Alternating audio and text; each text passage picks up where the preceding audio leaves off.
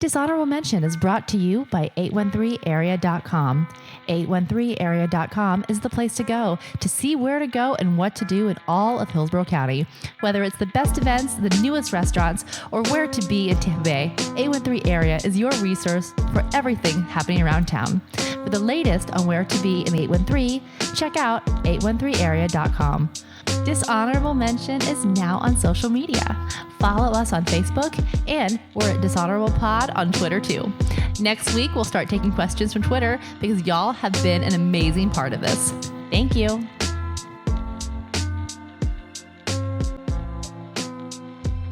All right, welcome to another episode of Dishonorable Mention. We're here in Tallahassee, and as always, I'm joined by State Representative Chris Latvala, Community Activist Becca Teeter, and Communication Specialist Dr. Carla Mastracchio. Welcome, everyone, and we have a very special guest with us today. Chris, introduce our very special guest. So one of my colleagues and chair of the K through 12 Quality Subcommittee, one of our education experts, and that is Chairman Byron Donalds. What's going on, Chris? Not much, bud. So just to give you an idea about this podcast, half the time I'm defending the conservative Republicans' honor when it comes to education and school choice and expanding options for those folks that aren't as fortunate as you and I are. Okay. And the other half of the time, he's admitting that Becca and I are right. Wow. No. But I was telling them before you got here, one of your big things this year was in teacher certification and really fixing, and that crossed party lines. So do you want to talk a little bit about what you did with that this year and what you found when you were studying that issue? Well, it's a great issue. When we were going through campaign season, even before then, a lot of teachers and administrators were talking about how the issues they were having with teachers fully getting their certification. And when you started talking to more of them going around the state, what really came out was that you had teachers who were having issues with what we call the general knowledge test in the state of Florida. This is the first test a teacher takes on their way to becoming certified. So they have to take that test, and there's another test called a subject area test, which is the stuff that you're actually going to teach, which is actually a harder test than the general knowledge test. They got to pass that test, and they got to do other stuff. But when you look at the data and when you try to really get down to say, okay, how are these teachers actually performing versus what the test says, it wasn't totally clear that test was an indicator of a teacher being able to perform in the classroom. So when you look at that and you start to really think through the entire system, and to take a step back, I'm a big thinker of the overall system. And when you try to put all that stuff into perspective, you say, why do we make teachers take an additional test when we already get student performance data of how they're performing in the classroom? And it really should be predicated more on, if you can't teach, we're going to know that because your students aren't going to do well, and we just need to get rid of you. But on the front end, when we look at something like a general knowledge test, is it necessary to have that in the whole package? And so we decided to change it. I didn't know that, and Chris said that I would be excited, but I literally sat at the baseball field with my son's little league as a special ed teacher who works with kids on the extreme end of the autism spectrum, was doing this math it was like it was in a foreign language to me. Now, granted, I'm not mathematically gifted, but she's like, I lose my job if I don't pass this. And this is someone who is deeply dedicated to our most vulnerable students. So thank you. That's great. Yeah. Some of the most impassioned speeches I've heard in my time up here has been when you talk about education and particularly your background. So why is it that you are a school choice champion? And do you want to talk a little bit about your background that kind of brought you to that point and real life experiences that you've had? I'm a champion of school choice because my mother was really a champion of school choice, and she was that champion for me. I mean, we were poor in Brooklyn, New York. At the time, it was the early 80s. I was that kid they wanted to put on Ritalin. I was a kid that wouldn't sit still. I was a kid that, I just did what I wanted to in the classroom. And my mother kept telling the school district at the time, well, what else are you giving him? And they're like, well, he's so far ahead, we need him to slow down. And she was just like, no. And back in 83, there wasn't there weren't programs for school choice at the time. There weren't charter schools at the time in the city of New York in 1983. So my mother did, she made the biggest sacrifice she could, and she decided to put me in private schools, and she didn't have money. So really it was her and my grandmother who were financing my education all the way through high school. But the reason why she made that move is because she realized that her son had talent and ability, and she didn't want that to be squashed. And so knowing how she was a champion for me, going into educational issues, that's why I'm a champion for so many families and so many kids. Because the biggest misconception in this whole fight in education is that if you don't choose a public schools, and if you don't choose a public school, you don't believe in them. Or if you create another pathway, that means that you're saying that public schools are terrible and wrong. The way I look at the issue, the way I always try to synthesize it is there are multiple pathways for success. No two children are the same. I got 3 sons. My 3 sons aren't even the same. So actually, it is the best thing for all children that there are multiple pathways, multiple options, multiple areas where they can get a high quality education. And that's what I champion every day. I think what worries people, though, is that in creating those different pathways, they worry you're going to hurt the traditional public school system, and some kids are going to be left behind. What do you say to that, that fear? That's the biggest misconception because of how we fund schools. If you take any public school, take a public school in the city you live in, if no children show up at that school gets no money. So we fund students today in Florida based upon who is sitting in a seat, no matter what public school they're sitting in. And if there's a public school that loses half of their enrollment for any particular reason, that school doesn't get money. The money follows the child in Florida today. That's the way it's worked that way for really the last 30 years. And public schools don't have to fund kids don't have to teach kids that aren't there. That's exactly right. So they don't get the funding for that child. But you know that parental involvement is a key to any school success. And with school choice, some of the great parents, like your mom, are choosing to go to charter schools. And so does that leave the kids behind whose parents aren't as engaged? And does that make that challenge for that public school more difficult because they don't have that kind of engagement from parents? I mean, in essence, I worry sometimes that you're pulling away the best parents, and that's one of the keys to any school success.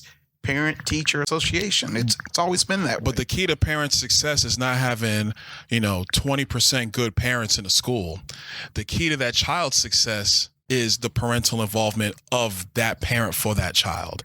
The teacher sitting in the classroom with that child. Education is a very personal and individual thing.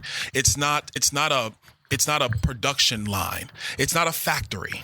And I think sometimes when we talk about traditional public schools or public education, we get caught into this mindset of that if you took 5% of the children and they went somewhere else, not even saying that you took, if parents decide to do something else, because that's really what it is. If parents decide to do something else, then it damages the 95% of the students that remain. If that's the way it actually works, then we have much bigger issues than just traditional public schools as they exist. Because then what you're saying is that our children really are widgets in a factory line, as opposed to being individual geniuses with talents and abilities, and that the school system or systems, their real responsibility is to adjust themselves, to reformat themselves, to provide the biggest bang for the buck for the students that they serve, no matter where those students sit. So as a higher education professional, I get the kids that come to me right out of high school, and sometimes they don't really want to be there. They're like, well, I'm here because I'm told that I need to go to college, and looking and kind of rethinking that path from K through 12 into higher education is something I think the state is dealing with. So how do you feel about trade schools, about community colleges, about, a bridge program from trade schools to community colleges to, regular 4-year universities? Like what are your thoughts on making sure these kids go from K through 12 to something else and that prepares them for, life, whatever that means? Like, how do you? I have become probably the biggest advocate for the all of the above strategy in education. I'm 40 now, so I was part of that generation where we were told you had to go to college to be successful. And then half of the people that I went to college with went and did something else with their lives after they graduated from college. And they're not even using the degree they went to college for, but they have one. I think that one of the other major areas where we really messed things up the last 30 years in education was this massive super highway towards college at all costs, because it's really hurt us with respect to people who are actually working in trades. You have electricians who are making six figures after 2 years of apprenticeship. You have guys who can go and be a auto technician at a car dealership, and they're making $75,000 a year, while like a year after graduating high school. And then you have the same college student who went and milled around in college, not ready to be there, not sure what they want to do. They got a degree in, humanities or English or communication or whatever they majored in, and then they're making $44,000 a year. That is the system, which we kind of talked about a little bit earlier. That is the system deciding for everybody what's best. And then now we've been down the road 20 years being like, well, you know what? That really wasn't the best thing. So that's why I'm even more so an advocate for an all of the above strategy. So if it's bringing trade schools and technical schools back into the fore, bringing those things back into educational environments, that's exactly what we need. In the weirdest way, we actually had it right more so 40, 50 years ago. And then what always tends to happen in policy debates is you get people who think that they're sometimes a little too smart for their own good and they can think for everybody. And so I don't try to think for everybody, which is why, to your first question, and I hate to go back to it, but that's why the first question was so critical. Do I believe in having parental choices and parental options? Absolutely. Because what I do know is that parent, if they choose to make the best decisions for their child, is going to make the best decisions for their child. Better decisions than I can make as a policymaker. Better decisions, frankly, than a principal can make. Better decisions than a superintendent can make, because they're looking at all the children under their purview. That parent is focused on one person, and that's their child. And they're going to move heaven and earth if that is their heart's desire to do what's best for their child. I don't disagree with you, and I'm also a parent, and I've been able to advocate for my kids and find incredible. I'm a resident of Pinellas County, and we have incredible educational options. My children are in a public school, and they're in a magnet program, and it is the perfect fit for my kids. But I'm able to do that because I have the means, the wherewithal, and the education and the access to get them there. What can we do for kids who don't have a parent like you or me fighting for them? Because those are the kids that I worry about. Oh, I agree. I worry about them too. And that's where you get, when you have these discussions, that's the toughest part. I believe the 80-20 rule is correct. I think it's generally correct. You have the 20% of the parents who are rock stars. You have about 60% of the parents, they love their children. They just want to figure out how to do what's best for them. And you got another 20%. Unfortunately, they are out to lunch.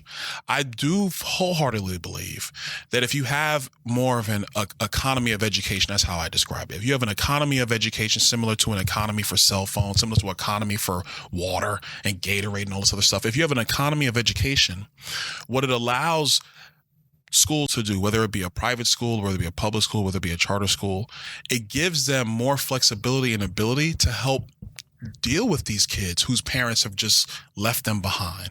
It's a sad thing to even say that coming out of my mouth, being a parent, but that's the truth. There are some parents that just are not engaged at all. And sometimes they're negatively engaged in their children's lives. And so if you have a situation where essentially 60-70% of your students are all kind of being taken care of, they're doing what they need to do, they're moving, they're growing, they're progressing. Mm-hmm. It actually gives the system or the adults more ability to focus on, okay, here's the kids in our cohort, in our group, where mom doesn't come to PTA night, parent teacher night. Nobody's talking to this child about college. What are we going to do to help these children? Because the system as it exists, the economy for education is really out there moving for itself, as opposed to what's trying to master education policy for all children, realizing that all children are not even the same. And so then you have to get so intricate in how you develop all these different programming for all these different people, as opposed to allowing an economy for education to flourish. And those decisions and those services and those programs are being developed because of inertia, because of the movement of feet. That's an economic theory. That's not really education. That's more economics. All right. So you mentioned that you grew up in Brooklyn. Yeah. How'd you end up in Florida? I wanted to leave home. My mother was that strong lady. She was strong. Oh. So you're running from mama is what I you're ran from my mama. I did. You know, my mom she's a tough lady. And I mean, she believed in education for me, but she was strong-willed. And so I got accepted to Florida A&M University coming out of high school. And I was just like, it's Florida. It's far. And, you know, I was thinking, who's Florida? Palm trees, beaches. It's going to be good. And then I got to Tallahassee and I was like, wait, where's all the palm trees and the a little more South Georgia than Florida here. I learned that the hard way. So, yeah, I went to FAMU for 3 years and I transferred to FSU, graduated from FSU. Then I followed my girlfriend down to Naples, and she's now my wife. So you made a good bet there. That was good. Yeah. And so now I live in Naples, where there are palm trees and beaches, by the way. Messed around, got elected. Now Cool. I'm back in Tallahassee. Let's plug your district a little bit. Like, what do you like about Naples? Where do you like to go? You know what? Naples is real cool. I'm not a beach guy, although I will go. But you do support tourism, so please visit Naples. Bring those economic dollars. Please come to Naples. We need your money. No, I'm just kidding. No, it's you know what? Naples is just a real cool and laid back community. I'm kind of laid back most of the time. So it's just a great place to raise kids. It's a great tight knit community, although we do get a lot of people from all over the country. They go to retire there. Naples is like, the thing I like most about it, it has like its culture is somewhat of a meritocracy. You know, like most of your older cities and older towns, there's kind of a network of the people who know who, and Naples has a little bit of that, but we get so many people who come in every single year from all across the country. People have just done well in their lives, and they come to Naples and they're just like, listen, I'm here to retire. Who's intelligent? Who's smart? Okay, that person's smart and intelligent, you go. And it's not really, you know, a lot of that, oh, well, you don't know the right people. Or you're not from here. Or you're not from here. Nobody's from Naples. So I mean, like, it doesn't matter. So everybody's from somewhere else. So it's actually, it's a great place to live. The beaches are phenomenal. The restaurants, though. Ooh. Yeah, what's your favorite place? I love Naples. Where are you taking your wife for Mother's Day? You know, that's a good question. That's a surprise. I don't want to. I can't put that out there. Okay. I'm gonna put one of her best favorite restaurants. Okay. It's a place called USS Nemo. So on US 41, the sea bath. It got you all shook up. Like I was watering. My mouth got all watery. I couldn't even pronounce the word. The sea bass. Oh Lord. Child. Oh, it's good. It's good stuff. This is going to get him through a very tough day up here in session. He's going to be thinking about that sea bass. Before we close, we're going to do a couple of things with you, but sure. I do want to give a shout out and something that a lot of us are very passionate about. I know, obviously, you care about education, and there's so many different means, and it's so much more complicated than people make. But you've done some really important work on criminal justice reform. Can you just speak to that a little bit? Because I think that's something that gets us all real in the feels and know how important that is. Well, I'm going to take a step back. So I'm probably one of the more conservative members in the House. But we love you in the legislature. I'm probably one of the more conservative members in the legislature. But, you know, conservative principles and policies, this is how it delves into criminal justice, is really about giving people an opportunity to be successful in life and making sure that we have clearly defined rules for people to be successful overall. Coming out of the prison system, people, you know, society tends to give up on inmates and felons, but there are people who still have that God-given genius that is whatever God decided to endow them with. Everybody has it. The question is, has it been developed? Has it been discovered? And so with criminal justice reform policies, one of the ones I'm doing is raising the felony theft threshold in the state of Florida. It's $300 right now. It has not changed since 1984. The neighboring states all hover anywhere between $1,000 and $2,500. Texas is actually at $2,500. It's something that has moved in the House very well. I think we're probably going to vote it off the floor today amongst a lot of other criminal justice reform ideas that we've been working on the last couple of years. The reason why I'm just as passionate about that as education reform is because, again, it is about the ability of somebody to be successful in life and to really transform or reform their life. I think, you know, having known people have gone through the system, you realize that any person could end up in there. My pastor always said it, and he says it best. People are always 15 seconds away from stupid. And when you're desperate, you're 3 seconds away from stupid. And so knowing that what the difference between us sitting around this table as opposed to sitting in county jail here in Tallahassee is really a heartbeat away from just making that dumb decision that you were either mature enough or had better sense not to take. And so I think the key thing in criminal justice reform is giving people an opportunity to come back into society and be citizens again, because we can't have this continuing spiral of just warehousing people. I told this one reporter, the Department of Corrections can't be the Department of Warehousing. We have to be able to help people get corrected. I'm here for this. So they can Keep come going. back today. They can come back into society and be good citizens. We are with you on that all the way. And I respect that because, we may see different paths on education, and you make a great argument and very profound. But on the flip side, I love that you're looking at all your constituents, all Floridians, and how we can all rise. And I think that's one of the reasons why we do this podcast, is because we all see the world very differently, but we all want some basic inalienable rights and successes and opportunities. And you're a perfect example to say, we may take a different path on the GPS, but what we want in our heart space and what we want for our Floridians is very much the same. And I think that's important. And I think dialogue like this is how we get there. Yeah. Now, let's learn about his magical Florida man story, as well as his song that we like to do. All right. So with all the people we are speaking to here in Tallahassee, we are sharing with them that one of the most popular memes in 2018 was the number one song on your 14th birthday defines your entire life. Your entire life.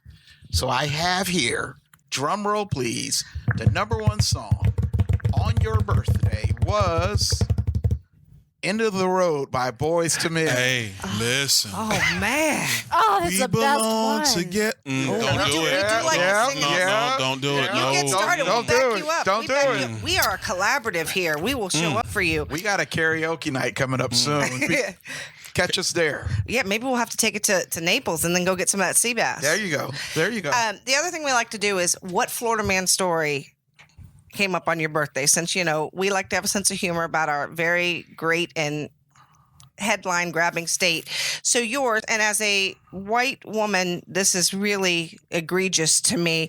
Florida man sentenced for plot to blow up Target stores, and without Target, I am nothing. So Wow. this is a man who does not need. We just need to send him away. Yeah. He is trying to really. He does not need there's no criminal justice correcting him. reform. Yes, No, we're going to warehouse him. Yes. He needs to be warehoused. there are exceptions, and as we're pretty our basic. fine representative said, there is not one size fits all. So I think we see that there.